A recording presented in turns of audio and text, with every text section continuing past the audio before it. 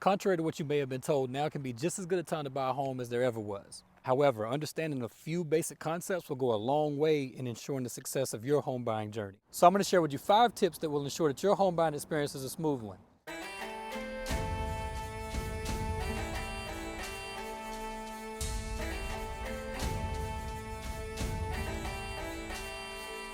Hey everyone, welcome back to the channel. My name is SammieFryer, licensed realtor in the state of South Carolina with ERA, and there are indeed some basic concepts that will go a long way in benefiting you as a home buyer if you understand them. Okay, so coming in at number 1 is budget. Now this might sound overly basic, and perhaps it is, but it's also really important. You need to understand where you're going to be financially as you go into actually buying a home. And so the first thing that I want to do is I want to get a good inventory of what kind of money I have coming in. So unless you're a realtor, you probably have a pretty fixed income coming in month to month. What we want to do is assess what amount of money we have coming in monthly and where it's coming from. There's also a couple of practical steps that you can implement to kind of get an understanding of what it's going to cost to live in a home that you're purchasing.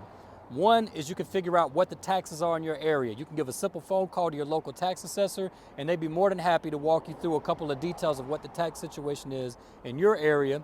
Secondly, I would recommend trying to get a couple of quotes from your local insurance provider. So what you do is go onto Zillow or Realtor.com, look at a couple of houses that you're interested in, take those listings and then send them over to your insurance provider for your vehicle and ask them for a free quote.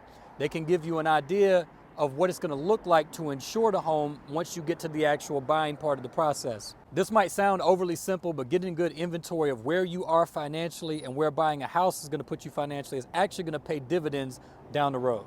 So number 2 is addressing your credit score. Now you can use a free website such as Credit Karma to get a general idea of where you sit in terms of your credit score. And then if needed, there are actually some really practical steps that you can take to improve your credit score in short order. Now, God willing, we plan to drop a video in the very near future that will show you some very practical steps that you can take to improve your credit score pretty quickly. So make sure that you subscribe to the channel so that you can stay notified whenever we drop future valuable content such as that. But in the meantime, you want to get a handle and an assessment of what your credit situation is, and then there are steps you're going to want to take to improve it if needed. Okay, so the next 2 easily could have been number 1 and 2. So at number 3 is saving money and down payment. And there's a few important things that we could talk about, but I just want to hit a couple of main points. Number 1 is that having a down payment of 20% of whatever the price of the home is that you're buying is really going to put you in a much better position than if you don't have that 20%. In fact, it could make the difference in your ability to even buy certain homes. We just closed a deal recently with a young man that had been saving up money, and due to the fact that he had a 20% down payment in cash, he was able to secure the home that he wanted. Had he not had that money, he would not have been able to get into that home. A lot of times, realtors are getting phone calls from people that don't have any down payment money. This is not the end of the world. It does not mean that you cannot secure a home, especially depending on what kind of loan you have. But it's really going to help you out a lot if you can start saving. So if you're looking at buying a home at any point in the future, you need to be saving that money today and putting it to the side so that you can accumulate a 20% down payment when it comes time to actually put an offer in on a house. Secondly is having savings. There's a lot of cost that comes along with moving. And so one thing that people don't think about is that whenever you go to move, you may need to hire movers, you may need to buy furniture, you may need to make deposits to cut on lights, water, gas, you may need to replace appliances. There's all kinds of things, light bulbs, there's all these expenses that we're not calculating when we're thinking about moving that come up after we've already put the ink to the paper. Not to mention closing costs, which can be upwards of $10,000, and a lot of people don't realize that. So yes, you're going to need to have some cash at your disposal. It's going to be a huge benefit for you when it comes time to buy a home. So again, number 3 is saving money, and tied into that is a 20% down payment. And if you've been doing steps 1 and 2, especially when we get to step 4, you're going to start to have a much clearer picture of where your buying power is at, and you're going to know where that 20% mark is at. For a lot of people in our area, if you're in a position to save up $30,000 to $40,000, this is really going to put you in pretty good shape to get a nice home whenever it comes time to actually put an offer on a house and buy it. And that leads us to number 4. And if there are realtors watching this video, they're probably screaming at their phone or their tablet at this point, waiting for me to say, you need to obtain a pre-approval letter. Yes, all realtors are very professional, decent, and civilized human beings, and they're not going to tell you that whenever you call and you don't have a pre-approval letter, they are not thrilled about the situation. And of course, they're going to work with you and guide you along the way and point you in the right direction. But the fact of the matter is, coming to the table without a pre-approval letter is like going to the grocery store and getting to the cash register without your wallet. Yes, you may have $1 million at the house or $1 million in the bank, but without your wallet, we have no way to verify your buying potential.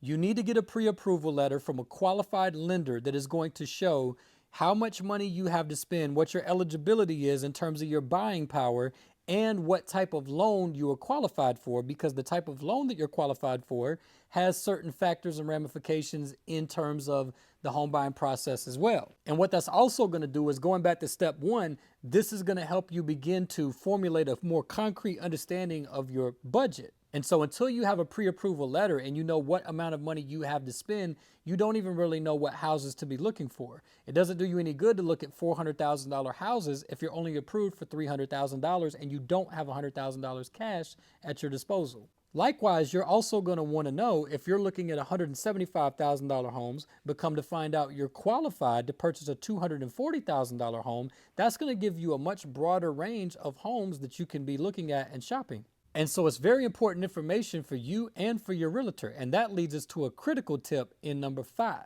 You need to hire a licensed realtor. Do not listen to these people that are on YouTube that are trying to get views, that are telling you the reasons why you should buy or sell your home without a licensed realtor. I was buying and selling real estate without a real estate agent before I became licensed. It's a big contributing factor to why I ended up becoming a licensed realtor, in understanding that there are many pitfalls involved in real estate if you don't know what you're doing. I was blessed to have people around me that are honest and that knew what they were doing and found myself in good situations. That is not frequently going to be the case, and everybody's not always out for your best interest. It is a realtor's job to provide you with loyalty and honesty and make sure that you're getting the best deal at the right value under the right circumstance. Not to mention that realtors are trained to be familiar with the contracts in their state, understanding how those contracts are designed, understanding how the buying and selling process is going to go and play out, and understanding the trends that are going on in your local market in that area so that they can properly value either your home that you're selling or the home that you're going to buy. You want access to all of that information.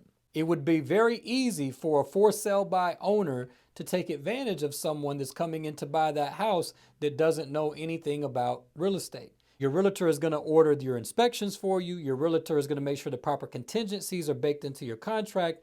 Your realtor is connected to, hopefully, contractors that can come in and do jobs if there are jobs that need to be done. And you don't want to miss out on all of that if you don't have to. And so I'll say it like this. If you get a big gash in your body, you don't need a licensed MD to stitch you up. Many people have successfully stitched themselves up on the battlefield and in various other places without the help of a licensed medical professional. But most people aren't doing that. And I'm going to suggest to you there's a reason why. And with that being said, just from a realtor's perspective, I'm going to throw in a bonus tip, number 6, because this will actually help you and it'll help your realtor to help you. Start house shopping early. Perhaps long before you're actually ready to buy. You can go to Realtor.com, you can go to Zillow, you can go to Trulia, and you can look at houses and get an understanding of what's out there. When you're at friends or family members' houses, look at their homes and start to get an idea of what you're actually looking for. It becomes a lot easier to help you and to help you to help yourself when you have a good understanding of what it is that you're looking for. When I say what you're looking for, I mean specifically location, size, style of home. Do you need a fenced-in backyard if you have a dog or dogs?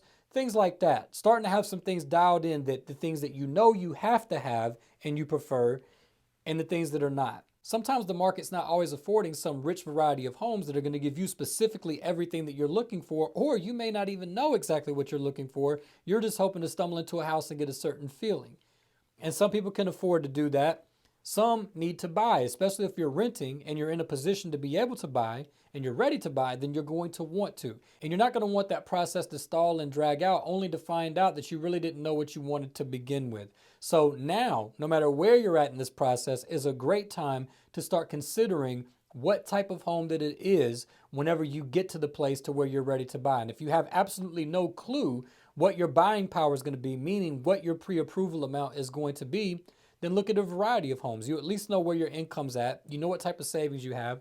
A good rule of thumb would be take whatever your savings is and figure out what is it 20% of today. And that's a very general formula, but it would at least give you an idea of some things where you could start looking. So I hope that you found this information useful, and I hope that you find it to be practical. And if there's anything that I could do to help you out with real estate in the state of South Carolina, there's contact information down in the description. Reach out to me. I'd love to talk with you today and work with you on finding the home that you're looking for. Be sure to subscribe to the channel because I think we have some stuff coming up in the near future that's going to be very useful and beneficial to you out there, particularly if you're in the home buying market or the home selling market for that matter. Y'all take care, and we'll see you soon.